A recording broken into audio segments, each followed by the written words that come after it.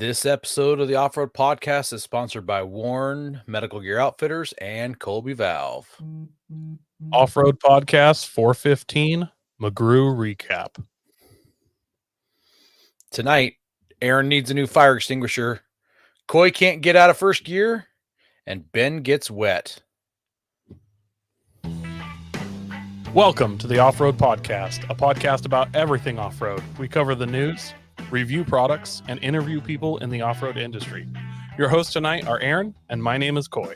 Welcome to the show. I totally screwed up the show notes here. It's supposed to be episode 415, McGrew Trail Review and Recap.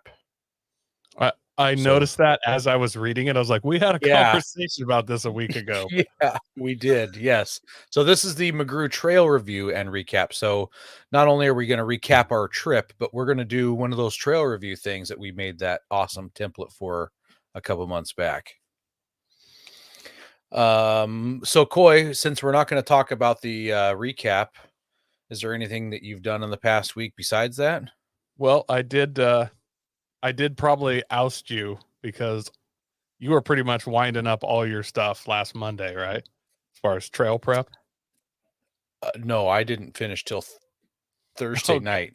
Well, you beat me again because I thought you were going to have her all done. I went ahead and did my oil change and restruck my winch light on the 4th of July as American as I could. So worked out okay. And then for the 4th of July, I went ahead and ordered some of those Diode Dynamic Stage Series rock lights, just two. We were checking them out at the Diode Dynamic booth at Overland Rally. That's right. And I was pretty impressed with them. They seem super nice. And I have a couple of Lux rock lights that have really it basically don't work at this point. They're really nice for mounting. Not enough light. Pink? Did you get the pink ones? Because I'm actually into off-roading and not like breast cancer awareness. Yeah, breast cancer. I mean, I'm into that as well, but I mean, while I separate it out. Like I'm not into breast cancer awareness while I'm on the trail. I do that as separate times. Okay. So I went ahead and did white so that I could see, use them for actual.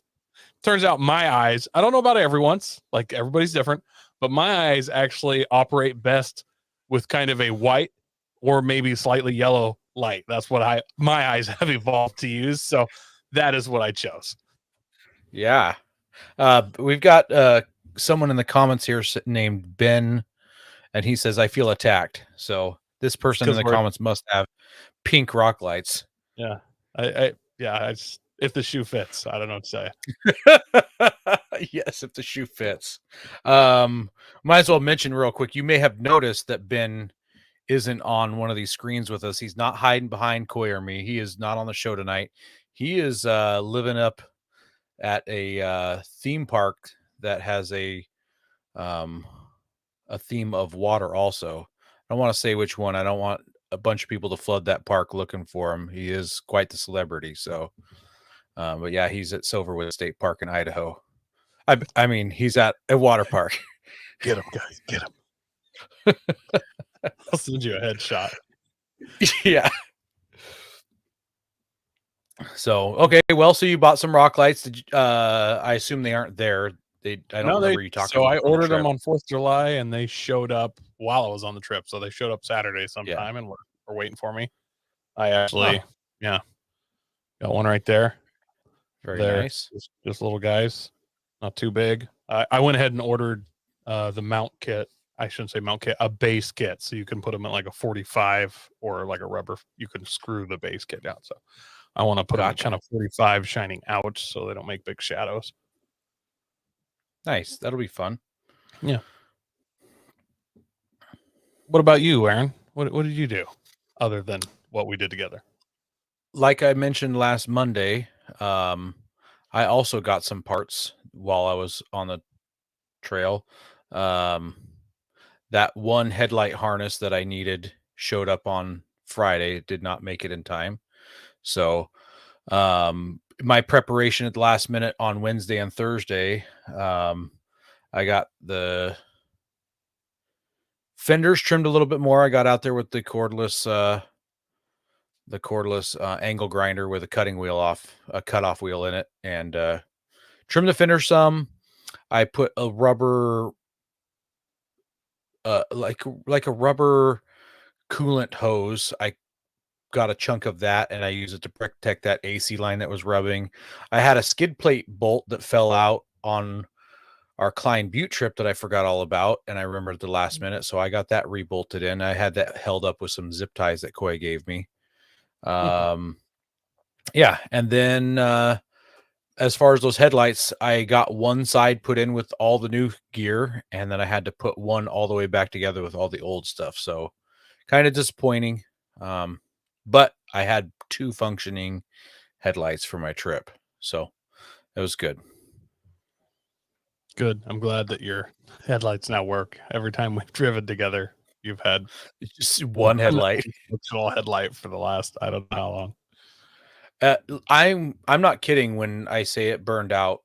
It burned out before we went to Moab, so it's been 2.5 to 3 years since it's been burned out. So I just drive it in the daytime, not a big deal. I actually need to do something. I always forget because I don't notice it daily driving. But when I'm out wheeling, and since Moab, I've noticed this, my AC condenser rattles and makes this horrible. I thought it was a suspension squeak for like 3 years because it squeaks. I oiled things. I've changed almost every joint, and then I finally figured it out one day. And I'm like, oh, I need to stick like a piece of neoprene or something behind it to like tighten it up against there. And I just every time mid trip, I'm just like, oh, I should have taken care of that because it doesn't. You don't get enough vibration just driving around town, but when you're on the trail, it just squeaks the whole time. I have an app called Color Note, and you can do lists in it. Let's see if it'll show up there. There you go. You can see. And under Nissan, I just started putting, every time I think of something, I put it in there so that I can go to that to reference what needs to happen on my truck. So you're just like portal axles, supercharged. Yeah, I wish. Well, Coy, we got some listener feedback. You want to tackle that? Yeah, I'm kind of excited about this one. This is from Patrick. He says, y'all are my new favorite podcast. Regular dudes with families that love outdoors. Some of us are regular dudes. I don't know about all of us, and aren't infected by left coast crazy. Our little family is getting into tent camping from camper glamping. Our Jeep is an 07 JKU Ruby in red. We call it Red Raggin because it only works 3 weeks out of the month. Wow. Yeah. Wow. Not sure what you're trying to say there. As soon as the 2024 Tacoma drops, we are ordering a TRD off-road. Quick question. How do you know where to go when starting out? We, quotations, me, wife, 2 kids, are planning a Grand Canyon trip next spring. How do you know where to overland, to camp, things to do close to your campsite, walking, riding distance, without ever being there beforehand? How do you secure your campsite? We're kind of lost as the do's and don'ts. That's all good questions, and I'm going to let Aaron tackle it, and then I'll chime in. Well, Ben already sent him a response. I haven't seen it, so I don't know if we should use Ben's response or if we want to just hit it ourselves. I glanced at it, and I'm sure it was all good stuff. I'm going to be totally honest with you. When you're new to this, it can be a little overwhelming, like where to go, because then you get on Facebook, you're like, hey, where to go? And they're like, oh, you want my secret hunting spots? Like next to No-Tell Lake, And I've been guilty of saying that stuff as well. Go buy yourself a good map of the area you're going to be in. Nice paper map. Lay that across the kids' kitchen table with the kids and just start running your finger over it. You'll see little mines, all kinds of, and you can do it with Google Maps too. I really like doing it with a paper map, and you should have a paper map of that anyways. As far as campsites, it's a little tougher. You get on all the like BLM websites, Bureau of Land Management, and they're going to have a bunch of what's the word, Aaron? I'm losing it right now. I'm not sure where you're going. Just campsites that they say you camp with out in the wilds. I can't believe I'm spacing the word. Starts with a P. Primitive camping. Yeah. Yeah, a bunch of primitive campsites. Can't believe I lost that. There's probably no toilet or anything like that. There might not even be a fire pit, but it's just kind of like you can camp here. And on most BLM land, you can honestly camp anywhere unless there's designated no camping. I'm not familiar with the Grand Canyon region, so don't take all my word for it. You're going to have to get on those BLM sites and look. That is kind of national park stuff out there, I think. So it's going to be some more rules. You're going to have to research that. And then there's several apps you can use, like iOverlander. Don't lean too hard on it, but if you just need one night, you can get on there and you can at least, it'll pop up a bunch of places other people stayed put in there. And then sometimes they'll have pictures and then they'll have a little, you can camp here. There's enough room for this. But because it's a popular app, oftentimes there's people there. So if you're going to camp for the weekend, try to get there Thursday morning or something, kind of before other people. And, just explore it. Like, and there's for places like Grand Canyon, I guarantee you there's Facebook groups and stuff you can get on that'll help with that too. I was going to say, you mentioned Google Maps. As far as finding campgrounds, I've used that a whole lot, where you just pull up Google Maps, be zoomed into the general area you want, just type the word camping into the search bar and hit enter, and it'll show you all the campgrounds in that area, which is super neat. And then you can click on those and there'll be reviews in Google Maps. A lot of time there's pictures in there. And if it is a legitimate campground, it even has a link to go to read about it on whatever government website. And sometimes they're private and it'll take you to the private person's website, but most time it's a government run thing. And, you can get the details. Sometimes you can reserve it online, do things like that. I use that a whole lot. I don't know, Patrick, what type of work you do, but in a previous career of mine, I had a lot of time sitting in front of a computer.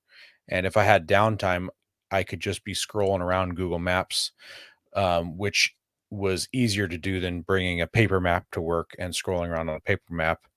So, yeah, pretty easy to do from a computer. You can do it from a cell phone also, but I feel like having a larger screen in front of you is a lot better. And then you can have open tabs. You can open multiple tabs, things like that. That's some of the things I do also.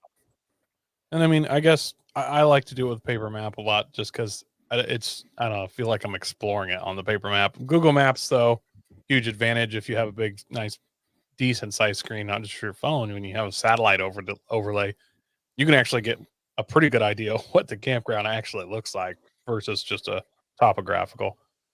And then as far as you say, how to find things to do close to your campsite. Hey, man, you're overlanding now. Why does it have to be close to your campsite? Like, let's not limit ourselves. Load up in that Jeep and drive 2 hours down a dirt road and find something to do. Like, you got a Jeep. You don't have to do something close. It's funny that got asked as a question because I just added to our upcoming list of episodes to do, and I hadn't read this listener feedback ahead of time, but we're going to do a show on things to do while you're wheeling, camping, overlanding. I mean, yeah. And at Grand Canyon, there's all kinds of stuff. You'll literally just, I honestly, if there's something in the area, I decide what I want to do and then kind of just go do those things. I don't, as long as they're within an hour or so. Yeah. And then let's last question here.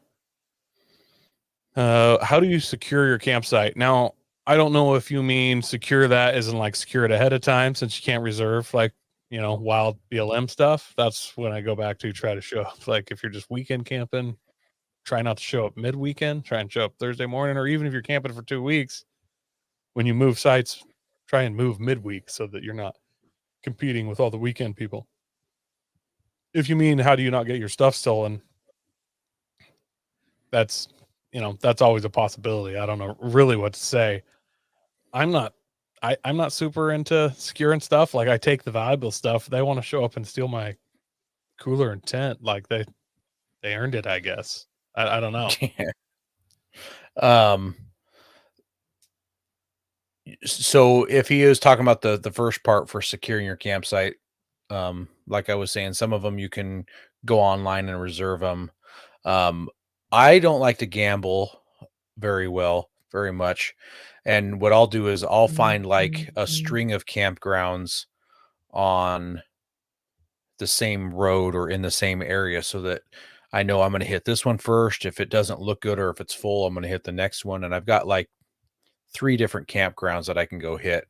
When Coy and I were supposed to go out on Memorial Day, there was one road that had 4 dispersed campsites on it.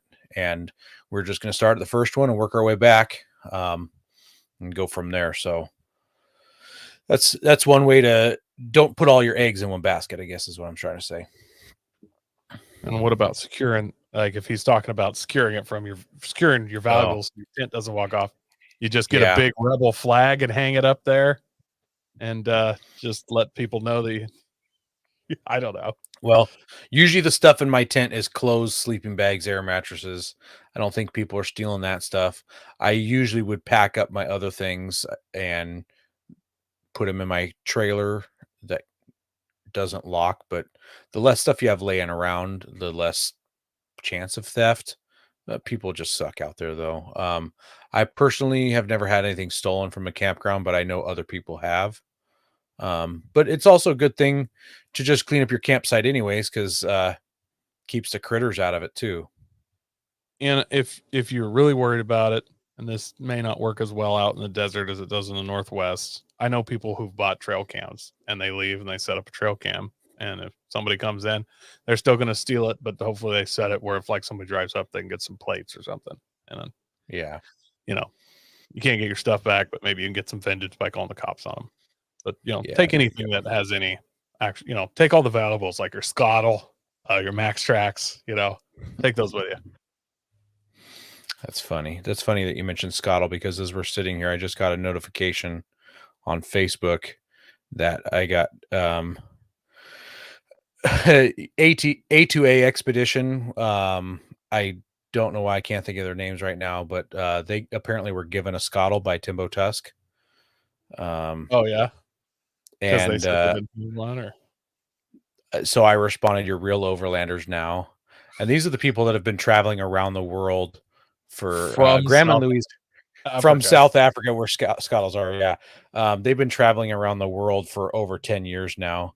And so I call them real overlanders, and they just responded and said, "Yes, indeed. I knew something was missing." So finally filled that hole in their game. Yep. We also want to thank our sponsor, Patriot Patch. Head over to patriotpatch.co and check out their selection of great patches, shirts, cleaning mats, signs, and stickers. You can also join the Patch of the Month Club for $15 and receive a patch, matching sticker, and artist proof each month.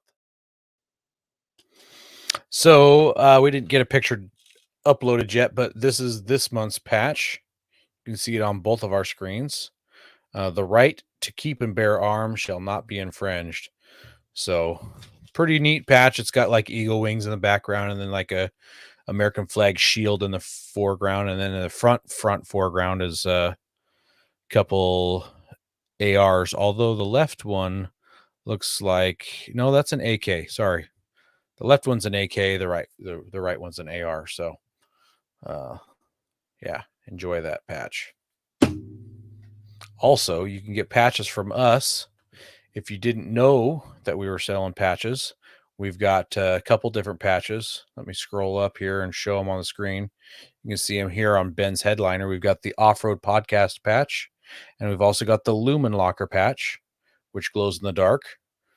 If you would like one of our patches, reach out to us through any social media, and we'll send you a link or direct you to our PayPal with $13 for your first patch, and that covers shipping and the patch, and $10 for any additional patch. And that's it. If you want as many as you want, 13 for the first one and 10 for any other ones. Or if you see us in person, we can just give them to you in person and cut out the shipping charge.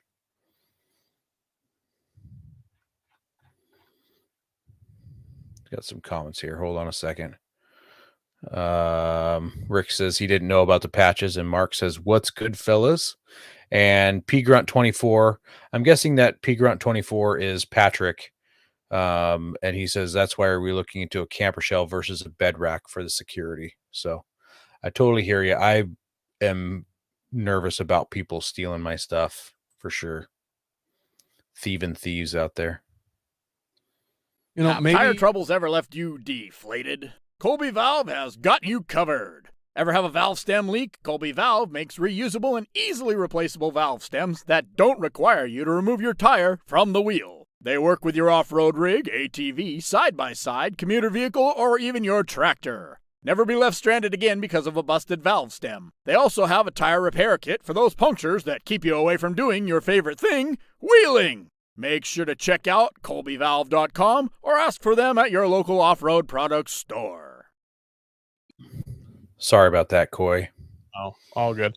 I was just saying, maybe you don't have a good way to actually secure your stuff. But if you got like one of those gun safes that are just like the little one gun safe, you know what I'm talking about? Little secure boxes. Put that right out in plain view. No gun in it though. Just stick a chip, one of those Apple Air trackers. So they clearly are going to take that, and then set them up. And then whatever else they take. Sure, they're going to take other stuff too, but just make sure there's something real tempting with a couple tracking devices in it. And then what kind of overland adventure is that? We're like, all right, kids, we're going to get our stuff back. Load up in the truck. Then they can watch Daddy get beat down by hillbillies or something out of it. Gotcha. So he says if I put a $1,400 fridge in the back and go for a bike ride, he wants to make sure it's not going to disappear. So I 100% went for a camper shell, or some people call them a canopy. I went for that in my truck versus a bed rack because of security for that main purpose. You can lock your stuff up. Also, it keeps dust off all your gear, things like that. Yeah, absolutely. Well, we got some news. Coy, I'm going to take this first one because I'm super excited about this. I know you are. Yeah. So this article is brought to us by The Drive, and it is titled "The Honda Ridgeline Outsells the Jeep Gladiator." So Jeep Gladiator is not doing terrible in sales, but it hasn't been the amazing success that Jeep has hoped for. In fact, there's been a serious slide in sales this year. So it's actually being outsold by the Gladiator. So in, I believe it's the first half of 2023, they sold 27,326 Gladiators, which is more than a 29% drop over the same time last year. Oh, Rick. Oh, glad to see you're in the comments. Yes, no FW. Well, the Honda Ridgeline sold 27,413 Jeeps, which is 104 more. So you know what they say, if you win them by a little, you win them by a lot. You're still winning. So clearly what this article is telling us is that the Honda Ridgeline is better than a Jeep Gladiator because they sold more units. No, it may not be better, but it's definitely more popular. Which, would you rather be better at sports or just not quite as good, but a lot more popular? I don't know. Yeah, exactly. Can you imagine like when this news dropped at Jeep headquarters though? You know that World War II movie where Hitler's in the bunkers screaming at all the generals and like all the secretaries are outside listening and crying and stuff? I feel like that would be a good one. Nine, slamming fists on the table and screaming. Yeah, that would be a good one. Stellantis is just so mad in there. Yeah. Well, we got a companion story here, Coy. Let's hear this one too. Another underdog that's not a real truck, a Ford's version of the Ridgeline. The Ford Maverick outsells every single mid-sized truck except Toyota Tacoma. 2022 was the first year of full production. Ford managed to sell 74,370 Mavericks in that time. Clearly, if you remember, that wasn't nearly enough to satisfy the demand because there were dealers marking them up literally double MSRP. You could have literally bought two. Wow. But, I mean, so we don't really know how many they could have sold. So, Toyota at least had as many as they could sell, right? Ford managed to sell 42,499 examples of its tiny truck so far in 2023, an increase of nearly 10% versus this time last year. The Maverick outsold nearly every midsize truck. The Chevy Colorado, the GMC Canyon, Honda Ridgeline, Jeep Gladiator, obviously. Here, and it even has actually cannibalized some of the sales of the Ford Ranger as well. So they're cutting into their own market a little bit. The only midsize truck that didn't get beat was Toyota Tacoma, but that has also been that segment's long-time reigning king. I'm not sure how long, but extremely long. Yep.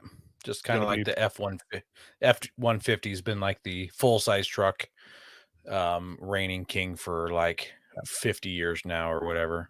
It's going to take a little to dethrone those two. Yeah, so it turns out unibody trucks are the best trucks. Maybe someday we'll see, XJ's unibodies, they were crazy. People wheeled the daylights out. They were. Maybe in a few years, Ford Mavericks or Honda Ridgelines will be the disposable hero, where we can watch videos of them just exploding windows and twisting. I hope I see a Maverick doors. Yeah. I hope I see a Maverick on 52s where the bed is just bent in the middle, The tailgate just pops open at random while they're going through the trail. Can't stay closed. Starts flexing and yeah. The hood pops off. See the bumper plastic snapping out, stuff like that. Yeah. Maybe the ridge lines and the side plastic doors will pop open when you hit a bump just right or something, or twist. Here's what I get out of all that. I get that not everybody needs a real truck. Not everybody needs hardcore trucks. Not everybody needs 4x4s with low ranges. That's what I get out of all of these two stories. Yeah, I essentially agree. Like two-wheel drive mini trucks, early 90s, mid 90s were a huge thing. They sold tons of them, and then people slammed them and made dump beds that went 12 feet in the air and bounced sideways and hydraulics, all kinds of stuff. And it got a little weird for a while. Got bad rep, and then everybody just went away from them. But the need for a mini truck never did go away. Just people didn't want to be seen in one. Did you see that video the other day of the mini truck that was at the dump, dumping its trash with the hydraulic dump bed, the dance bed? Oh, it was doing the dance bed, but dumping. It was doing the dance bed and shaking the garbage out the back of it. Yeah, it didn't spin, but it went up in the air and it was doing the dance. Well, it's probably good that it didn't spin because it's just flinging trash everywhere. Yeah. For those who don't know, look up mini truck dancing bed or something. There was some crazy show truck stuff back in the day, and if you weren't around for that, it feels alien. Yep. Pretty comical. Go prepared with Warren Industries. They produced the first recreational winch in 1959 and lead the industry with their dedication to quality and reliability. When you dig yourself in deep, make sure you have the right tools to get yourself out. Get Warren equipped and go where others can't. Now, let's get ready for adventure and head into our main topic.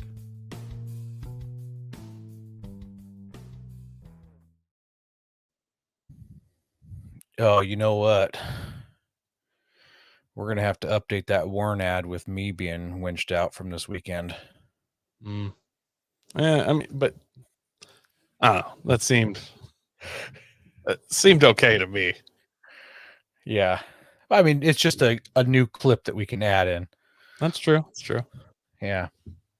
It'd been nice if you had a nice, shiny, new winch line in, but I guess couldn't do that. That would have been fun. Yeah, that would have been fun. No, I couldn't get that far.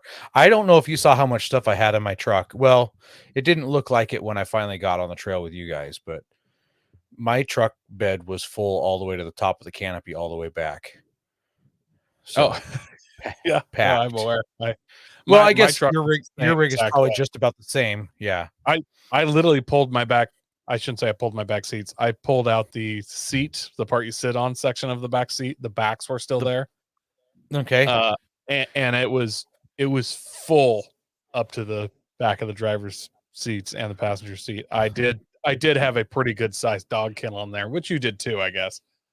Well, I flat packed my dog kennel every time we moved, so I did not. It was open, but yeah, I was packed. In fact, there was a point in the trip where my wife was talking about like, oh, what if you broke your truck right then? And I was like, well, I guess I would lay on top of all of Aaron's stuff in the back of his truck and catch a ride back to my full-size truck and trailer, come back and get my FJ. Like, I don't know what to tell you. Make it work. Make it work.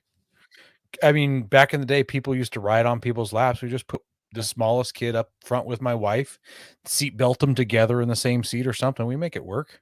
Yeah, Aaron would ratchet strap me down right beside his Gazelle tent on top.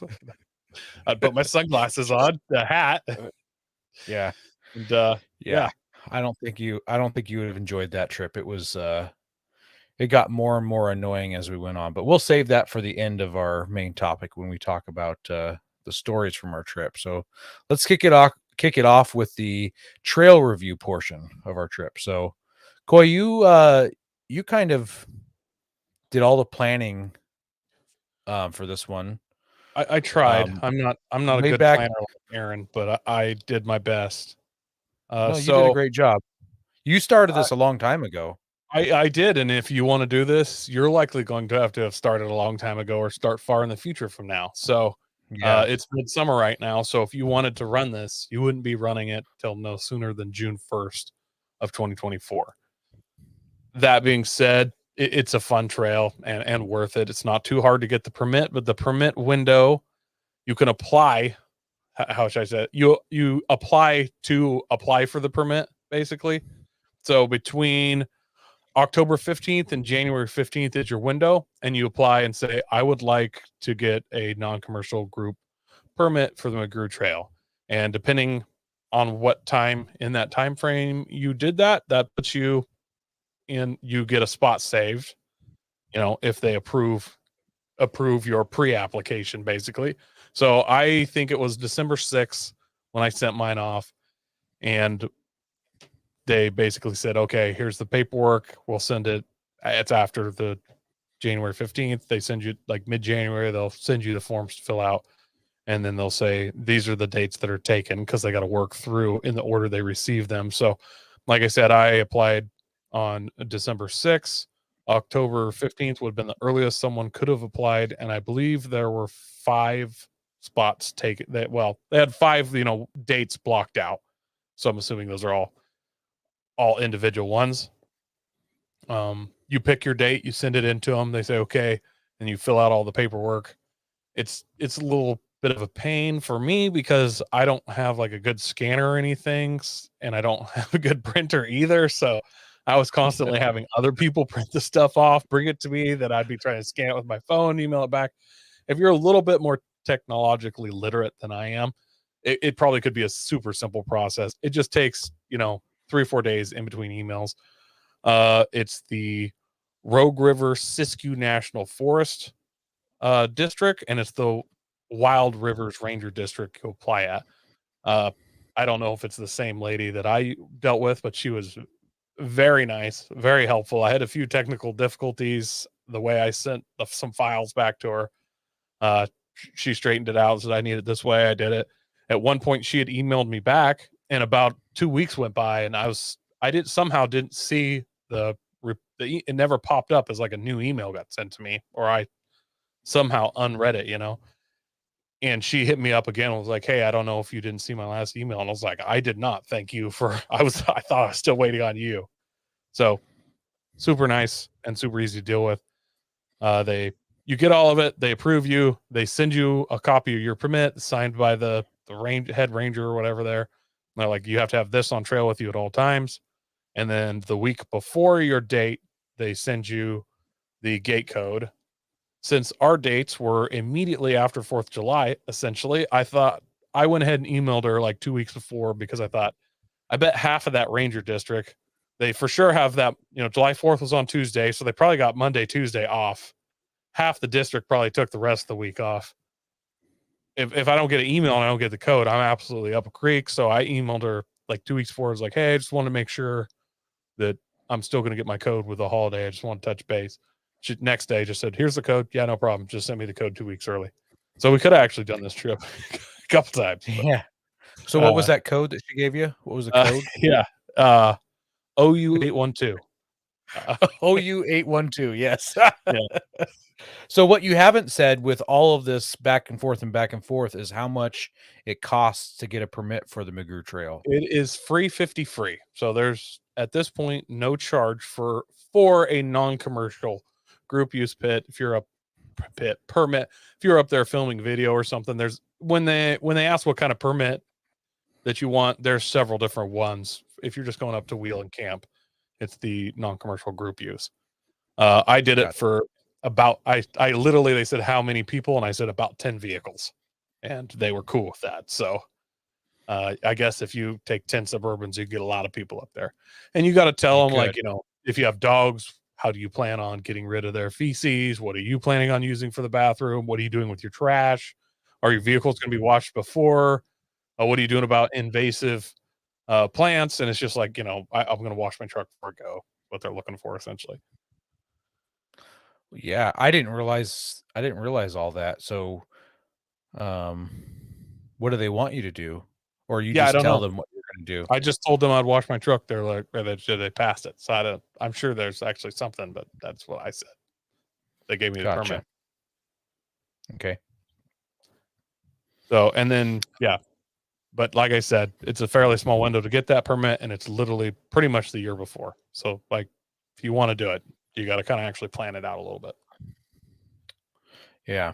So to get there, we all met up at the closest town, which is 4 miles from the trailhead, and it's called O'Brien, Oregon. Is it O'Brien or O'Brien? Well, I could be illiterate, so I think it's O'Brien. That's how I'd pronounce it. Brien. Yeah. I never actually heard anyone from there say it. So, yeah. Well, there's basically a gas station and a little small store in that town. So you can top off your fuel while you're there. And then when you leave the trail on the west side of that mountain range, the closest town, depending on which way you go, either is O'Brien if you come back one way, or the town of Smith River, California, which is basically the very last town on the California-Oregon border before you go back into Oregon. So this trail actually takes you from, I didn't realize this. I thought the trail was all in Oregon, and then to get back home, I had to kind of travel through California. But this trail actually dumps you into California.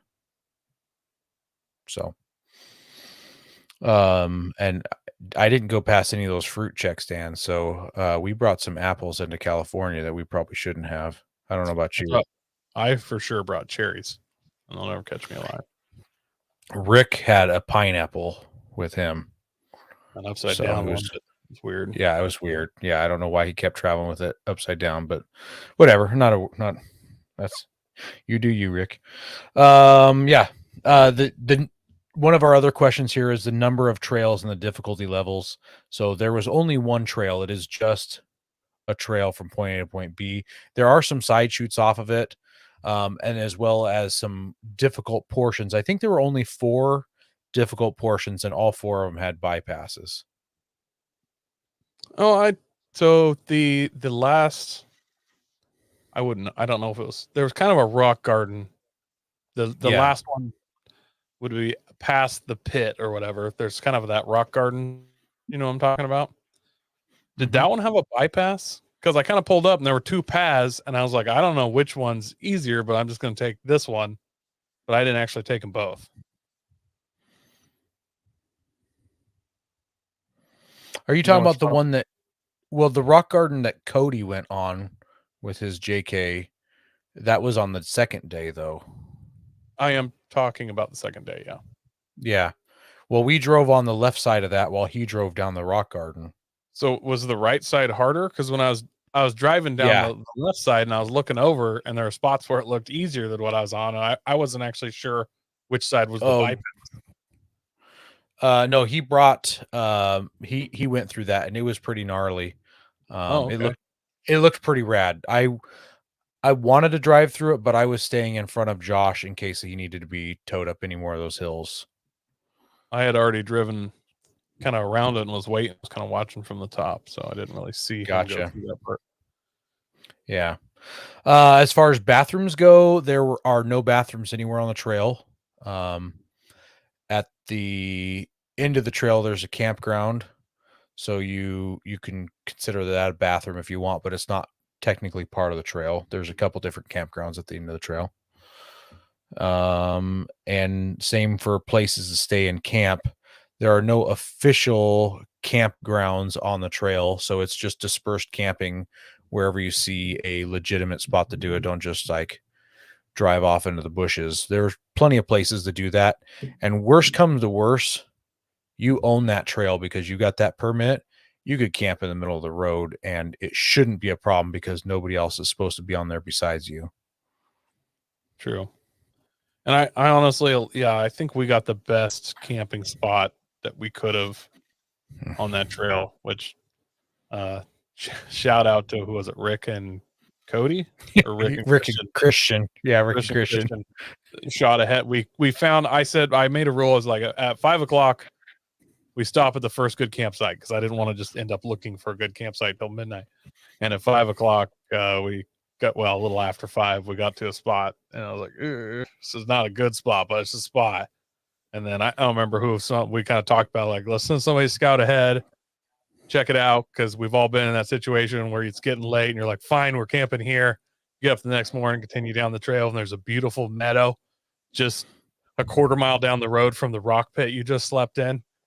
And, with a waterfall and babbling brook. So I wanted somebody to run like 2 miles. And I don't even think it was 2 miles. And they radio back. We're like, hey, we got a good spot. And it was a really good spot. Eric, sorry, there's 2 Ricks. So disregard Rick being ahead. Different Rick. Yeah. So we had Rick. We had other Rick and our Rick. Yeah. Yeah. Yeah. Other Rick. Other Rick from now on. Yeah, he was driving a Xterra BT Dubs, Eric. You might like that. Might enjoy that. So, anyways, back to our I'm getting off topic. Back to our trail review. Other things to do on this trail: motorcycle, quad, side by side, horse. I honestly am not 100% sure. In a bunch of the videos I watched, there were side by sides. It's a forest road. I'm sure you can take whatever you'd like. And let's see what we got. Trail composition. It was really mostly rock, but there were some dirt sections, right? And then I guess towards the end there was definitely some silt. Yeah, it was mostly rock. Yeah, and I mean, honestly, the first 6 miles of it, I mean, the rock size, it wasn't. We're not talking 3/4 minus. It was larger, larger rock. Yeah, it was football size. Softball, football, basketball size rock made up the entire trail, the entire width of the trail. A lot of it fairly well compacted. Like, I mean, it wasn't just loose, but I mean, it's bigger rock. Yeah. All right. Here's the big one though. How does how do you think the rating compares to what you feel like it was, Aaron? Rating I shouldn't even say legit rating I saw was on Onyx Off-Road. They rated it 3 out of their 0 to 5 scale. I've had people tell me it was difficult. I've had people tell me that it was a super easy. It's just a forest road. You could take a Lincoln Town Car on. Like, so mostly I had word of mouth, and I knew that other people in similarly built rigs had done it with a trailer before. So I knew that we could do it. Yeah. What do you feel like it was if we're going, 0 to 5? 0 to 5, I totally agree with your assessment here. So if you took every bypass, it's a 2 out of 5. It's not hard at all. And not taking bypasses, where are you putting it? Well, that one I would almost say a 4. You put down 3, not to give out your answers here ahead of time, but you put down a 3. I struggled with the second obstacle. I think it was. I couldn't make it up the second obstacle. I couldn't get traction. I possibly could have aired down a bunch more and maybe gotten more traction, but I was beating up my rig and I didn't want to do any more of that, so I winched up the rest of it. But what is 5? Is 5 like a Jeep on 40s, or is that a mild rig like what we have? It's on X off-road, so I'm assuming Yeah. if you're just doing 1 to 5 35-inch tires, Yeah. I'm gonna kind of, I'll do this same as you, I guess, but I was thinking 2, using the bypasses, and 3, if you don't use bypasses and you do the harder routes, but within the harder route, there's always an easier line. So like, Sure. the part you were trying where you had to winch a little bit was the hardest possible way, or I shouldn't say hardest possible. It was the hard line. There was an easier line off to the side of that. So you could have still not taken the bypass and drove through that. That's pretty true. easily. That's a good And then, point. I did choose the harder line in the hard line. and then like the pit, the pond or whatever, fire pond 1. I took a really hard line, but I could have still gone in there and came out an easier way. So that's why I just did it at 3. You can make, with stupidity and arrogance, you can make anything really difficult. So. That's a good point. Yeah. Yeah, that's a good point. I would totally agree with that. So there, you could take harder lines in the hard lines or easier lines in them. So yeah. Next one is time spent. So we were on the trail for almost 48 hours. We met up in O'Brien at noon on Friday. We probably left there 12:30, and then we exited the trail just before noon on Sunday. And actually at the very end, we split 2 different ways. One went towards I-5 and one went towards the coast. The coast route got us to a main road quicker.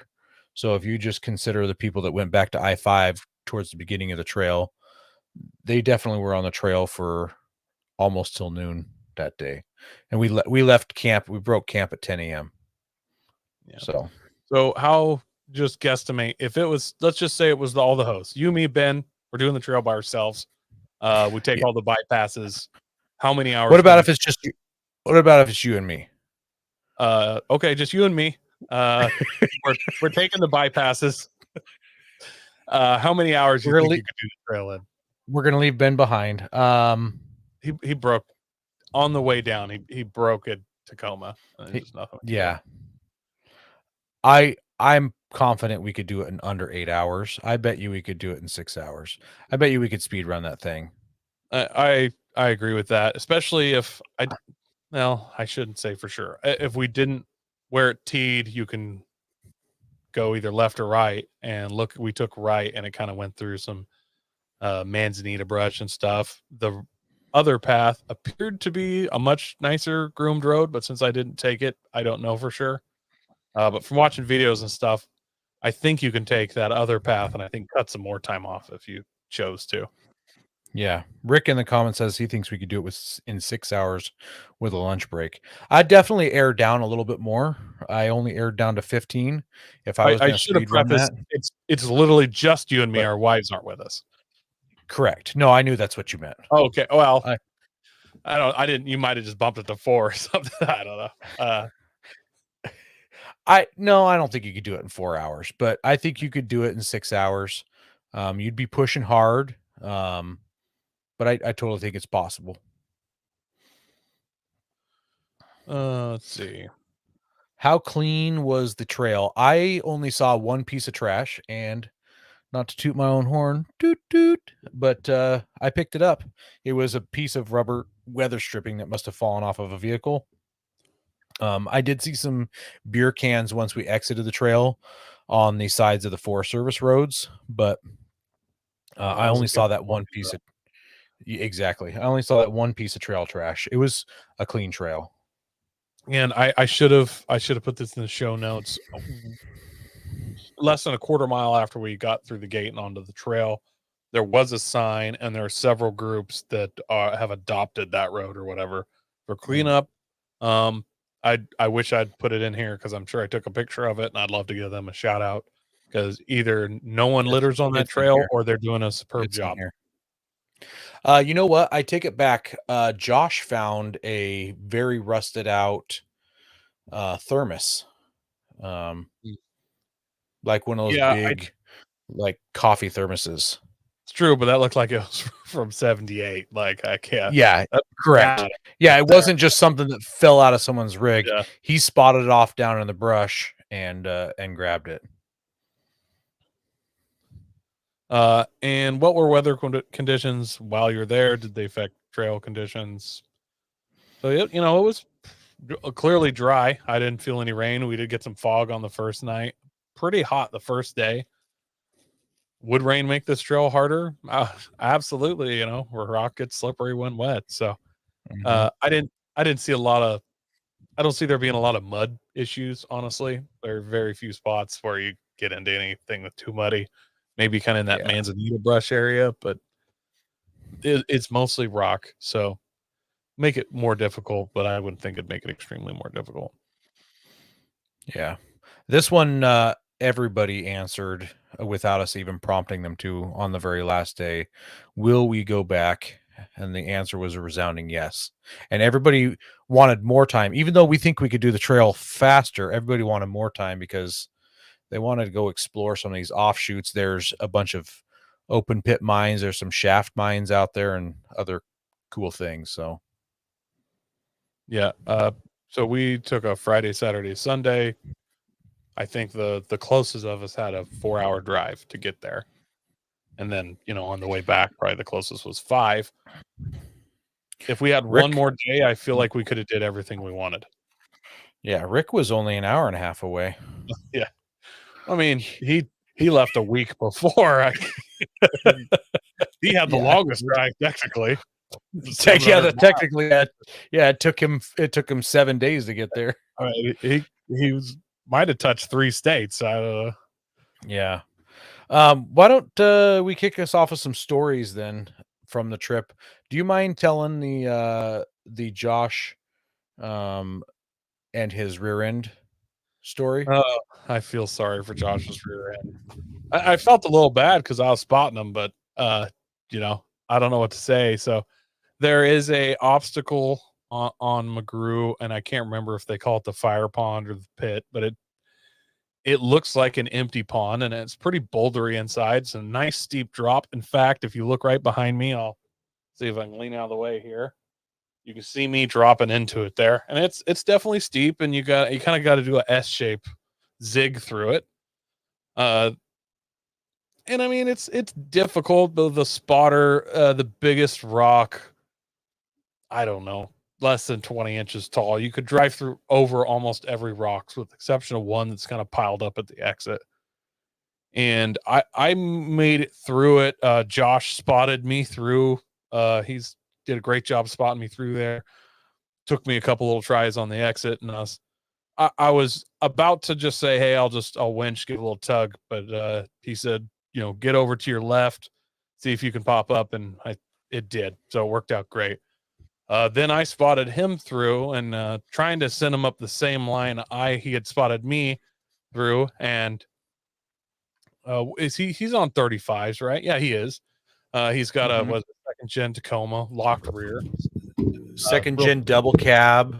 Yeah, and he's on Kenda 35s, which are the 10 and a half, the pizza cutters. Skinny 35s, and he got it all the way up to right as you got to kind of pop over the exit. It's kind of a little bit of funky on the hard line. We both took the hard line, I should say. And his back tire was kind of catching the edge of a rock that we're trying to get him around it. And then he backed up and he, as Aaron likes to say, gave her the beans. And there was a loud clickety clack clanking noise. I thought he snapped a front CV shaft when Aaron broke his, and Aaron, I don't know if Aaron broke his or twisted it or what. It was kind of a weird one. It was a similar noise. And then he rolled back and I was like, did you just break something? And he kind of went forward and he's like, no, I think I just bumped it out of gear when I was bouncing. And I was like, Then he got into it again and it made the noise again. I'm like, I don't know, man. I think something's wrong. And a couple of us, and I'm like, let me look under your truck. And just like somebody's like, maybe his drive shaft broke. So we kind of all looked under. We're like, I don't know. And then let's see, I'm trying to remember exactly what happened. I think he gave her one. Oh, that's right. He went to give her one more shot, but he kind of rolled back and he wasn't even making it up to where he had before. And I was standing on the driver's side and I could see both front tires, and they were kind of bumping back and forth, burning out. And his passenger driver's rear that I could see was not spinning, but I couldn't really. It didn't sound like the other side was spinning, and there's people standing kind of over on the other side of the pond thing. I was like, "Is his back tire spin?" They're like, "No." And I'm like, "It's not spinning on this side." And so like, man, I think you lost your diff. And then we thought it was his transfer case for a little while, but we backed him up, and then he went out the easier line of the hard line. He didn't bypass. He went out the less steep side, I should say. And I don't think he didn't need a tug or anything to get out of that, did he, Aaron? Nope. No, he drove himself out the easier line. Out the easier non-bypass, I should say. Yep. But every so often it would make this clickety clank noise, and you could see the back tire lock up for like just a second, just enough that like you could see the tire move in the rear wheel well, almost like the leaf are flexing backwards. So he eased her on down the trail, and we had what, I don't know, 2 miles to camp, and he pulled his rear drive shaft off and they jacked it up. I didn't really help him. I was cooking. I would have liked to help, but they kind of eventually got to the decision that it was rear diff. And today he's been sending pictures, and his ring gear and his pinion gear are munched. Yeah, if you're watching live on the video, you can see a picture of his third member here, and there's a lot of missing teeth and a lot of broken stuff there, and his pinion even is broken and chunked up in several spots. So the good news is that means he's going to get re-geared sooner than later. I don't know, man. He may break down and do the weak thing and just buy another axle out of a factory vehicle. That's true. He could. No, I tried to play it up big in front of his wife, like, "Oh no, you have to buy gears and you got to pull the front clamshell and got to do a locker while you're there." Oh, it sucks so bad that you're going to be into this $4,000, man. I tried to kind of ease into it so that he could just go that route, but yeah, we'll see. Josh asks, "Is it Dana 44?" It's a it's a Toyota 8-inch or whatever they call those. I don't know, 8.3 or whatever it is. Yeah, whatever comes in the back of a second gen Toyota's unbreakable Tacoma. Yeah. Well, the axle didn't break; it was the ring and pinion. So it's just a really really expensive part. Yeah. And then there were some more shenanigans of that later. We can get into it again. Yeah, and we did shoot it up. One of my favorite moments of the trip that I put down here. I think we did what Europeans think we do every day. Yes. We stopped for lunch to look for a mine, and somebody came out packing a large caliber revolver, and then a couple of us were like, "Ooh, it was kind of a cool one." And then I get out, and then for some reason it was like a revolver heavy trip. All these revolvers got pulled out, and then somebody starts blasting Sweet Caroline over a truck. So we're literally checking out a mine, comparing revolver sizes while we're on a break from 4x4ing, and somebody's playing Sweet Caroline. It was like if you asked an AI generator to make us what Americans do in their spare time. I was like, wow, I can't believe I'm a part of this. Oh, Adam says it's a first gen Tacoma, and he's 100% right. I don't know why we're calling it a second gen Tacoma. Perfect. Yeah, his last Tacoma was a second gen Tacoma. That's true. Yeah. And then next, you tell your winch story and your other story and your fire extinguisher story. Well, so was it the very first obstacle or was it the second one? I can't remember. I don't want to. I think I would call that the first. I think. Yeah. Okay. Well, yeah, I was hoping that it wasn't. I wasn't hoping I'd got stuck on the very first obstacle, but yeah, I wanted to take the real hard line, and the obstacles were spaced pretty far, and my truck did not make it up, and I blame it on wheelbase. My truck is the longest wheelbase of anything that was on this trip. Josh is right behind it with his double cab Tacoma, but I just couldn't get grip. And I tried several times. I kept slipping sideways. I'd back up and get back on right where I needed to be, and it would slip sideways again. And I just couldn't make it up the spot I was trying to get up. Let's see. I honestly think we need to get some more flex in that rear end of yours, and I think you would have made that. Okay. Because you have pretty stiff springs in the rear of that, and it just seems like if you had a little bit more articulation on the rear, I think you might have walked it, man. I think you might have, or if your front locker had worked. If the front locker would have worked, but nobody else was using a front locker. No, but if you'd hit your front locker, you would have just walked that. But yeah. Yep. So I had maybe held us up for a half hour on that obstacle. So I said, you know what, let's just pull the winch line, and it only had to pull me, I don't know, 16, 20 inches. And that was it. And I was moving forward again. So I was just getting hung up on one spot. Well, I don't know if the person actually did it, but I tried to pull this prank on you. So you didn't see me drive through there. I went up that part, the hard line or whatever, but really only a couple people saw me because I was in the lead. And then I don't know, everybody came up and they're like, which way did you go? And then you tried the hard line. And then after you tried and had the winch, I think it was Adam, like, go over there and tell him that I lied. And I went up the easy side. Oh, no one ever did that. Oh, that would have been hilarious. I would have loved that. I knew that it wouldn't work if I did it. I think it was Adam. Yeah. Like, go over there and just tell Aaron he was totally just messing with you. He did not go up that side, but like make him believe it. That would have been great. Adam and James were two people I'd never met before, so they probably weren't comfortable just going over and lying to me about it. So it's kind of a bummer. Rick went through that same obstacle, but he didn't take the hardest line. He chose an easier line, and he pulled a trailer up through there. So you definitely can do some of these hard obstacles with the trailer even. So Rick made it look really easy. Every time I wheel with Rick, I realize he's one of those old guys that can do anything and like pretty good at it. It's like a boat captain and a wheeler. Yeah. He probably has a private plane license or something too. Adam's in the comments. He says, I tried to think of a subtle way to work it in, and then I forgot. So that's funny. So also on that same obstacle, I was almost high centering on a rock and almost hitting my drive shaft. And I really did not want to bung up my drive shaft.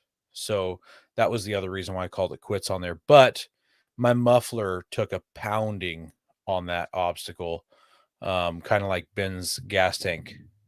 And on the drive home, on the 10.5-hour drive home, the muffler slowly worked loose on the inside. All the welded baffles, I don't know about all of them, but at least one baffle on the inside broke free. And then anytime I'd let off or try to accelerate, if I wasn't just maintaining speed and the engine RPM changed, it sounded like an anemic Jake brake. It just had that rattle of a Jake brake sound, but it was just anemic and metallic and super annoying. And I just felt like the people around me, everybody can hear it because it's loud. And I feel like I'm driving around some piece of trash. You've been around those cars where they just rattle and sound like garbage. Knowing you didn't just crawl under there with a ratchet and just unhook your muffler. I wanted to just unhook my muffler so bad, but we had a long ways to go by the time I had realized what it was. I thought at first it was maybe just vibrating against the frame, but once I realized it was the muffler, I was like, it's just too far to drive home with that much noise. So I didn't unhook it. You've been wanting to do a cutout anyways, like get a new muffler with a cutout. They make mufflers with cutouts built into them now. I didn't know that, so that's perfect.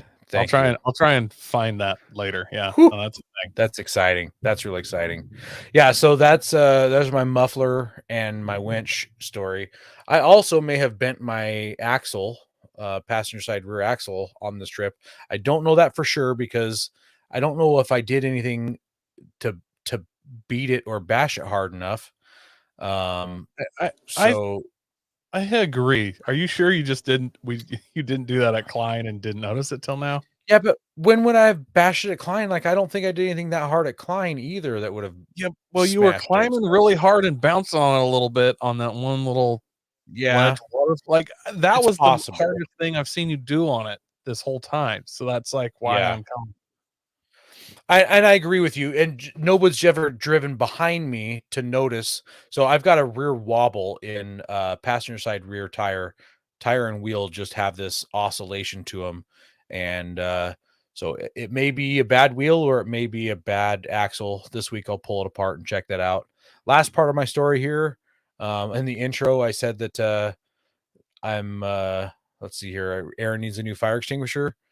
The pin fell out of my fire extinguisher, and while we were wheeling the trail about a mile and a half into the trail, my dog stepped on the fire extinguisher as she went to stick her head out the window and set off the extinguisher for about 1 second in the back of my pickup truck. It was nestled into the cup holder in the driver's rear door. Fits perfect in there, by the way, if anybody is looking for a good fire extinguisher spot. But my black dog was white. The whole backseat area was white. We opened the doors and just this cloud pours out. I don't know if my dog got some trauma over that or not, but she was like, she had no idea what was going on. Isn't fire extinguishers what they use at like if somebody's being attacked by a lion or a gorilla, they blast them with a fire extinguisher when you're at a zoo or something? I don't know, but I mean, it tastes terrible because, of course, it was just in the air. Now I'm breathing it, and it has a terrible feeling to it. My truck definitely needs to be detailed. If it didn't need to be detailed before, it really needs to be detailed now. In fact, the headphones I'm wearing right now, you can see between the headphone part and the ear cups, there's white powder in them. I didn't get everything completely clean yet. So, yeah. But, I mean, that sounds terrible. Like, my exhaust is smashed. I may have bent my rear axle. Fire extinguisher goes off. I had to winch up the very first obstacle. I had an amazing trip, and I can't wait to do that one again. That was a really good time. So, and then my biggest thing, I should say, so far, I haven't found anything broken yet. But like a lot of off-road trips go, you don't always notice right away. So far, I don't think I broke anything. But I had a brand new puppy on this trip on July 3rd. We just came across the exact puppy we'd been looking at. Okay. Good comment, Aaron. So bought a brand new puppy. You mentioned on the show last week. Yeah, I mentioned it last Monday. I'd had it like 3 hours. You picked it up right before the show. Yeah. I was almost late to the show. You're like, we got to get done with this podcast because I got a puppy to play with. Oh, it's not mine at all. It doesn't love me even a little. I loved everybody at camp. No, it loves everybody, but if my wife's around, it just comes over to me, gets a scratch, and then like aloofly turns back and walks over to her, like, haha, like little butt. Anyways, this little golden poodle thing. Brought it on the trip. Really hadn't done much road tripping before that, and she gets car sick on the bumpy stuff. Well, we had her in the kennel back there, and she definitely yacked. So I had to go slow. I had to go slow. I was leading. Did it feel like I was slowing us all down incredibly? Did you guys want to go faster? I asked several times, like, if you guys want to go faster, just jump in front. And everybody was like, nah, I wouldn't go any faster. Like, I feel like I'm going slow. Like, you guys get in front of me if you want. Okay. No, well, everybody was being very then, I guess. Yeah, absolutely. Everybody was being respectful. And we know you had the dog, and the dog is not enjoying the bouncing. And that's just how it goes sometimes. Yeah. So the second day, my wife just held the dog in her lap the whole time. And she got a little bit sick one time. And so it was pretty, apparently if she's riding in the lap, she's totally cool with that. But I think when she's in her kennel, she tries to stand up for the bouncing instead of just laying down, and then just wobbles and got sick. Where if you hold it in her lap, even though it's bouncing, she'll just go to sleep, literally just go to sleep in your lap. So yeah. Well, it's going to be trial by fire, because I'm going to keep taking her on bumpy roads, because I that's how it works. Like, when you hunt, you have to shoot guns around your dogs, even if they don't like it. So I wheel. There were a couple going to get bumped. There were a couple times our dog had its front paws down in the floor well and had its head tucked in between the seat and the door, just like trying to hang on for dear life. Because there was some times where it didn't matter how slow you were going, you're getting bucked around in the truck. Yeah, no, there's definitely some bumps. So that was kind of the worst of it for me. I had a couple dog pukings. Never good for them. Rick, other Rick, got a sidewall puncture in his K02, and the first night we attempted a sidewall repair just using the typical tire repair tools with those gummy worm things, which taste terrible. It didn't hold air. We used one of those, like it was just a little tiny puncture. We used one of those plus the glue or whatever you're supposed to put in there. That didn't work. One of the I want to say this was fun, but there was a section on day 2 that was probably 2 miles total of driving through tight jungle sections. So there was scrub brush on both sides of the trail. And I bet you if you were on a dirt bike, you would still get touched by the scrub brush. That's how ingrown it was on the trail. I don't think you could have not been touched by it. Only if maybe you were a hiker. That'd be the only way. I'm sure, when it's dusty, it looks like your car is completely scratched, but you usually take your finger and start running through the dust, see what's actually scratches and what's just kind of the dust rubbed off. I'm not even, I know I got scratches. I feel a little bit bad for Adam. He has a beautiful, I don't know, rapid red or cherry red, whatever it is, Bronco. It can't be a year old. It's brand new, basically. And as I start going through this, the first section wasn't too long, and then it just like it goes and goes. I'm like, man, and it got tighter. Yeah, it just at a certain point, like, it's just down each side, and I felt bad. But he said he had the ceramic coating and then that vinyl paint protection on, so maybe he's okay. But I just don't see how. Well, there's your answer right there, Coy. I felt terrible. I'm like, man, I invited him on this trip. His Bronco is so pretty, and it's just I could like. There's scratches where the leaves are going down you, but then you hear those sticks making that metal on metally noise, and I was like, oh, and he's got to be almost the exact same width as my truck, like a really that 2-door Bronco and my FJ. They're parked side by side. They're really similarly sized. The roof, his roof is a little shorter than I think his height wise of the body. His is 3-4 inches shorter. I was kind of sitting there comparing them, so I know he was getting scratched by everything I did. But no, my truck's is a 2010. I've got lots of scratches and dents, so I felt terrible for him. But there was really unless he wanted to turn around and go back out, there's nothing we could do at that point. And that's what there was no turning around. You'd had to back out of all that. Yeah, there was no spot to turn around. In fact, I called Coy a couple times already. I'm like, are you sure this is the right way? Because it keeps getting tighter. I'm like wondering if it's going to dead end up here. Look, I started to doubt myself, but I came around a corner and it was real dusty, silty, and I saw tire tracks, and I'm like, those can't be more than a week old. It's too soft.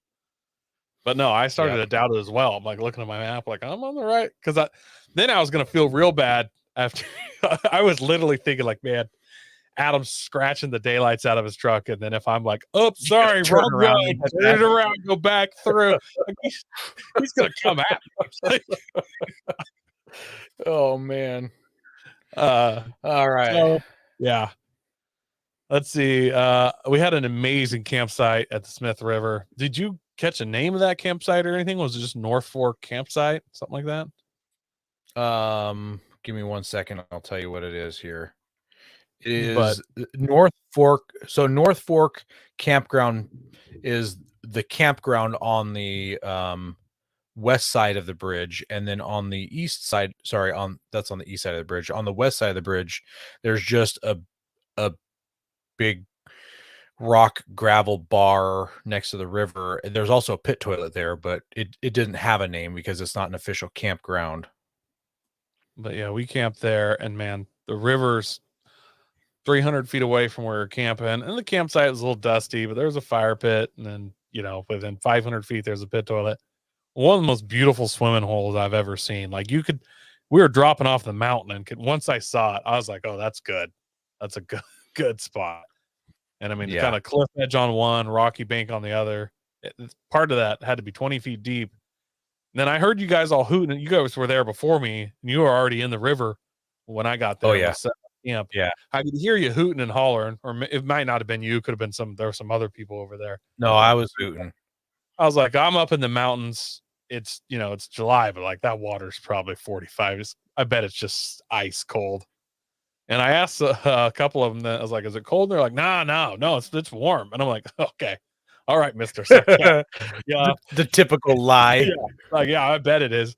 It was so nice. I jumped in. I could not believe how warm it was for being that far. Yeah. I mean, we're an hour from a paved road up in the mountains, and it's just beautiful. We have a picture of that shot. Oh, yeah. Down through it. Just stunning. Well, this is a photo of the area we were swimming and goofing off in. And I think I have a picture from up above looking down also. Yeah. I think Rick grabbed one. No, not that one. Maybe I don't have one from up above looking down. Maybe I didn't grab that photo. It was very beautiful. I mean, I was 4 miles away, and I looked down at it there, and it's like, this can be perfect. Yeah. So we got to a point at basically the end of the trail on day 2, and I was looking on a map, and I was looking on Gaia actually, and Gaia shows you where other people have driven if you have that selected on your app, and if the other people have uploaded their routes. And I saw that someone had driven, and lots of zigzags around, and I saw that they were zigzagging around down at this river. And to me, it's like, oh, well, maybe someone camped there, checked it out. It must have been cool enough to check out. And I see that there's a campground here as well. And the other option was called Sourdough Campground. And so what we did was we split up. 4 rigs went one way, 4 rigs went the other way. And Sourdough Camp sounded like a neat place, but this one had a lot going on for it. And it also put us probably an hour closer to leaving the next day. Yeah, about an hour. Close to it. 45 minutes at least. Saved us some time on Sunday for getting home. So that's kind of a benefit of it as well. But yeah, so Coy is mentioning the deep pools in it. Lots of river rock. You could jump off. You could cliff jump kind of into the deep section if you wanted. I don't know if it's legal to fish there or not. Maybe you could fish. There was also a waterfall. You can barely see it in the background behind Josh, who's standing on the bank there, not fishing. And in that waterfall, there was 3 pools. I hiked up there with Josh while we were goofing around out there, and that waterfall was colder than the river, but it was just so amazing. Yeah, definitely good go back. And then Rick, he has a M101 or M416 old military Jeep trailer that he's got outfitted with a rooftop tent and stuff. There's a good picture of it. And the rooftop tent's like a trailer tent one. It's not on stilts. It's literally on the lid. So it's got really low center of gravity. And it doesn't seem like he has it overloaded or anything. And he put on an absolute clinic. He didn't even take all the bypasses towing the trailer. He did several of that hard stuff. So just pulled that thing through. Just nailed it. Just great. I just really impressed with his driving with that trailer. But when we were going to the Sourdough Camp to check it out, Rick was behind me and I didn't see it. And I don't think anybody was close enough behind him. There's a spot where, it's a sharp corner. The water's coming down the inside of the edge of the road. And then there's a switchback. Well, the water doesn't just follow the inside of that switchback. It cuts a ditch down kind of the center of the road angle outside. And as I understand it, he kind of got in that bump. And I guess that trailer was on one wheel. He was pulling it. He thought it was going to flip for about 5 seconds. He didn't know whether to slam on the brakes, to swerve so he just kept doing what he's doing. And after about 5 seconds of unicycle, it dropped back onto both tires. So almost lost. Well, I didn't lose it. We probably just flipped it back, but I'm sure there would have been damage and it wouldn't have been fun. No, it's never fun flipping a trailer. Yeah. So that goes to show you that you can drag a trailer over this trail. I wouldn't take something that's like a factory built trailer, like a camping trailer. I would only bring an overland trailer. And as far as that goes, I wouldn't bring a heavy one and I wouldn't bring a tall one. I wouldn't bring, I wouldn't even if it was a overland built like teardrop, unless it was something that like you built and was very narrow. I would be careful, really keep to like those military style little trailers. Yeah. If you're going to pull a trailer, like it's plenty doable, but there's plenty of spots where you would not want to be backing up a trailer. Yeah. There was poison oak at the last campsite. I'm told that there's poison oak all over Southern Oregon and California. So something to note. We came across while we were sitting, I think it was after dinner, we were sitting in the chairs and Coy's like, what's that up on the hill? And everybody's squinting. And then finally somebody goes, well, why don't we just get some binoculars? And so we get the binoculars out and you can kind of tell that it's a Toyota Tacoma or Toyota pickup or a GMC or a Chevy full size. We couldn't really tell. And then we're like, well, let's send the drone up there. And then the drone goes up there and we identify it as a Chevrolet. And they're like, the road's right there. Let's just drive up to it. So we drove up to it. I don't think it was quite identified as a Chevrolet. There was a lot of not with the drone. Okay. No, the drone picture wasn't that good. It was right at the end of its range. And then I just said, what would be an epic, legendary thing? You need a rear axle for your Toyota to get home. That's right. That's a Toyota pickup. No one would believe us if you went and pulled that rear axle and stuck it in your truck right now and drove home fixed. And all of a sudden there was a bunch of hooping and a hollering and a holy crapping and a Jeep got loaded up. It was like some scene out of Jurassic Park where everybody just piles into an open top truck and just rips out of there. And you went up with them. I jumped in it. It was all us. It's what I call my Yamhill boys, although only 2 of us are from Yamhill anymore. But the 5 of us drove up there and checked it out and kicked the proverbial tires on it. And it ended up being like a early 90s Chevy 1500 V8. Who knows how long it's been there, but it's been on fire. I don't know if it caught on fire when it went over the edge or if it got caught on fire 20 years ago when the big fire passed this region. So all the identification's been yanked off of it. It looks like as someone was driving up the hill, they just missed the corner and launched it over the edge. And it was probably 40 feet down this cliff. And it's hard to tell from this angle of the photo, but like it went downhill. And I think the only thing that caught it were some of these large boulders that hung onto its rear axle. Otherwise, it would have just kept on going for a ride. It only got steeper from where it's sitting, and you would have rode it. Whoever was in it would have rode it down for probably another 200 feet, 300 feet down on this cliff face into a gorge down there. So that was fun. There was also on our first night where we camped, we were basically on the top of a ridge, and as evening was setting in, the fog from the coast was rolling in and just pouring into the valleys. That was kind of a cool shot. It was pretty stunning. This picture really doesn't do it justice because like it was moving like water, and at one point the fog had kind of filled the valley a little bit, and then the fog is like pouring over and dropping down, and you can see it like plowing into the fog below and literally look like some kind of like slow motion waterfall. Really cool looking.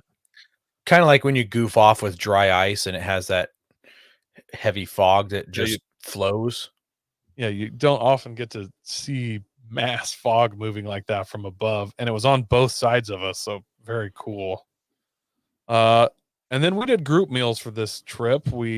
I came up with some meals and ran it by the group, and then I just literally put up all the ingredients I thought we'd need on a Google Doc, that you guys just pick. I put down what I was taking. You guys just pick.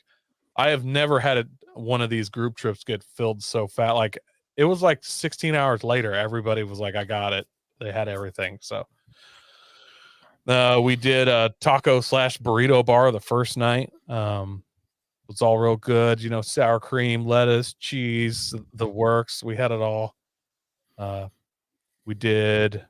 Oh, and then I made homemade ice cream. We fired up the ice cream machine here on the Off Road Podcast. If we do a group trip, I try to bring the ice cream machine.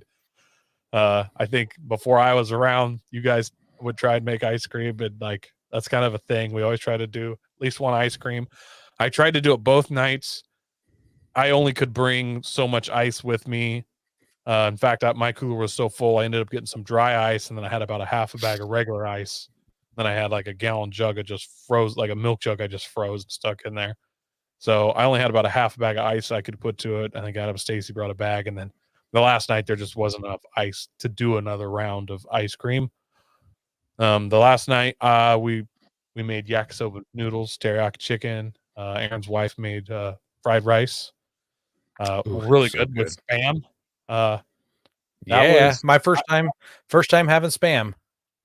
I'm not a big fan, not a big fan of Spam, but just like certain situations, it hits hard. Like I don't know what it is. Like when Spam is good, it's good, but then somebody makes it in a breakfast burrito, and you're like, bro, like did we run out of like are all the pigs gone? Like why are you eating? I don't know why. So yeah, we did yakisoba noodles, and that fried rice was just great. And then we did breakfast burritos every single morning. We did close to 4 dozen eggs pretty much every morning. I think we brought 8 dozen eggs, but I used a couple eggs for the ice cream, and I think a couple got used for something else. So it was around 4 dozen eggs, about 15 of us. Yeah, I tried to make a cobbler for the second night, but I'm not real good at Dutch oven cooking yet. And I just was, it's really easy to burn stuff in a Dutch oven. So I was just being too timid, and I wasn't getting it hot enough. And I should have just manned up and just made or broke it. But it got done about 2:00 in the morning. I got up, check it. It was close enough. So we had some cherry chocolate cobbler for breakfast. And this is a picture of Aaron. Cobbler. Yeah. He may have invented a new thing. He took a big old nice serving of cherry chocolate cobbler and put it in a burrito and rolled it up and ate a cobbler burrito. I put it in a tortilla. I didn't put it in a burrito. Yeah. I don't want people to think I had it with some beans and rice and meat. Yeah, you made a dessert burrito. Yeah. Which I wish we still had ice cream, so you could put ice cream in that and then wrap it up. Man, that would have been killer. You would have just fell over dead right then, because there's no way your life, that would be your finest hour, the highest point of your life. It would only be downhill from there. And any further exploration of this thing we call life would be pointless. Yeah. Yeah, it was good. That was really good. I wish that you would have made it the first night. That way I could have kept eating it for another 24 hours. Because I'm not trying to talk you up or anything. The taste was amazing. This picture, if people are still watching, it looks absolutely burned to a crisp. That is just the color of brown chocolate cake. There is no burnt toast color on it at all. It's perfect. I wish I was better with a Dutch oven. It's a whole skill set to do stuff right, and I'm trying to learn, and I'm able to do stuff that's edible now, but I got a ways to go. We'll get there though. We'll get there, and I'll keep hanging on for you. Yes, as long as it doesn't have mushrooms in it. Yeah, true. I accidentally. Well, I didn't do it accidentally. I put mushrooms in the taco stuff, not realize. I mean, I guess I knew that you did like mushrooms, but I don't know. I didn't think about it when I'm making it at my house, because I pre-made the taco stuff. Yeah. Aaron doesn't like mushrooms. I think there was a couple other people there that mentioned that they didn't like him either. I don't think it was just Aaron, but if it was just Aaron, I still don't like mushrooms. You didn't say the most important part about your kitchen setup here, Coy. We had 3 scottles going at once. Not 1, not 2, but 3. And what's best is I have an original scottle, the non-adjustable leg. We have a newer adjustable leg scottle with the newer burner that's got the piezo igniter. And then Rick's got his completely custom plow disc scottle. So we have basically everybody had every version of a scottle going at once here. And it was pretty awesome. When we went to do the yakisoba noodles, for 15 people, that's a bit of a process because you kind of got to boil the noodles. They come in packages. And Rick, he was a man and helped me out with cooking the whole time. And then his wife, they are married, right? Is his wife? Karen, super helpful. And then my wife jumped up and helped. And it was, I had a great time cooking and really enjoyed hanging out with Rick cooking. Yeah. The teriyaki chicken and the yakisoba noodles was like we had a whole operation going because for 15 people, 1 scottle's just not, you can't make enough food in 1. So we'd be making it in 2 and transferring it to 1 to keep it warm and stuff. And like we did the breakfast burritos and we'd cook bacon in 1. We'd do like hash brown potatoes in the other, start eggs in the next one. Then we'd transfer some hash browns over and some bacon and then start some more eggs in the next one, then transfer all that out. Then we had some people that were lactose intolerant. So we'd do them kind of a, it's probably 8 eggs in their own with no cheese and all the stuff. So, yeah. Well, okay. That's pretty much how our trip went. I did have a really low point in this trip. I don't know if you picked up on it all, Coy. I don't know how vocal I was about my feelings about this, but I feel a little abused about this, and I'm going to talk about this live on the air. So, someone put a yellow rubber duck on my Nissan, and that's disgusting. That's abuse. So that's psychological abuse. That's mental torture. I'm pretty upset about it. I don't drive a Jeep. I don't get ducked. I don't ever want to get ducked again. That's just disgusting. Don't do that to Nissan guys. It might be a Jeep thing that I don't understand. I don't know, but I don't know. Keep it to your Jeep people. Whoever did it, it was no one ever fessed up to it, but someone's out there ducking Nissans. How many ducks did you end up with? I gave it away, so I left with 0 ducks. I ended up with 2 little ducks and 1 big duck. Wow. Duck goose. Yeah, my puppy really enjoyed those squeaky ducks. I don't know if any are left. Keep giving me the ducks. This dog is in a chew frenzy. So, if you want to keep giving me ducks, I have an FJ Cruiser, not a Jeep, but just keep sending them. This dog can eat these ducks as fast as you can put them on there. At least anyways, out of the puppy phase and done teething. We don't have it in notes, Aaron, but I wanted to talk about the ratio of vehicles we had was like crazy even. It's usually out of proportionate, but we had 2 Toyotas. We had 3 Jeeps. Wait. Yep. 2. Yes. 3. 3 Jeeps. 3 Jeeps. There's 3 Jeeps. 2 Nissans. 2 Nissans. 2 Nissans on a trip. I have never had that. 25% of the rigs on the trip were Nissans. I went to the Overland Rally, and I think there were 2 Nissans there. There were 400. There's at least 4. Okay, well, I'm just saying. And then we had 1 Bronco, so the Ford was the only single. So next year we got to get somebody else with a Bronco, which I actually did try to invite somebody else with a 4-door Bronco, but it was an interesting combination. It's usually Toyota heavy or Jeep heavy, but really well balanced vehicles this time. Yeah. Yep. Well, that's pretty much it for McGrew. Here's that sign. So McGrew Adopt a Trail, USDA Forest Service, and Klamath Falls 4Runners and Region 6 4x4 clubs is what the sign says. So yeah, you guys do a really good job keeping that trail clean, I'm assuming, or maybe everybody on that end of the state's way more respectful, or maybe it's because it's close, but good job, guys. It was really, really nice trail. Yep. Well, next week we've got AEV coming on the show, American Expedition Vehicles. So that's going to be a great show. We're going to talk all things. I want to call it aftermarket, but I guess if you can buy it factory, it's not really aftermarket. Yeah. OEM plus. There you go, OEM plus with them. So just like every week, we appreciate you guys for hanging out with us. It is we're an hour and a half in, and we still have quite a few people in the comments commenting and watching live. That's great. If you guys on the regular podcast listen to us while you're commuting to work, if you ever want to join us, we are Monday nights at 7 p.m. Pacific.